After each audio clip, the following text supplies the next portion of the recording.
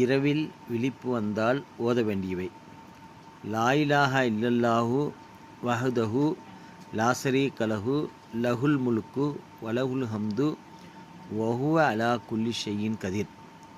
அல்ஹம்துலில்லாஹ், சுப்ஹானல்லாஹ், சுப்ஹானல்லாஹி வலா இலாஹா இல்லல்லாஹு வல்லாஹு அக்பர் வலா ஹவ்ல வலா குவத்த இல்லா பில்லாஹ் அல்லாஹும்ம அஃப்ரிலி.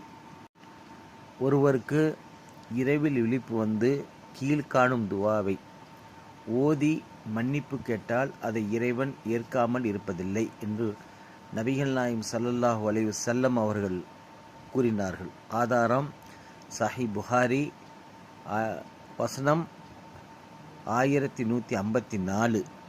பொருள்: வணக்கத்துக்குரியவன் அல்லாஹ்வைத் தவிர யாருமில்லை. அவன் தனித்தவன், அவனுக்கு நிகரானவன் இல்லை.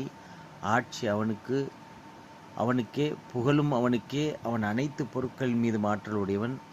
அல்லாஹ் தூயவன், வணக்கத்துக்குரியவன், அல்லாஹ்வைத் தவிர யாருமில்லை. அல்லாஹ் மிகப்பெரியவன். நன்மைகள் செய்வதும் தீமைகளிலிருந்து விலகுவதும் அல்லாஹ்வின் உதவியால் தான்.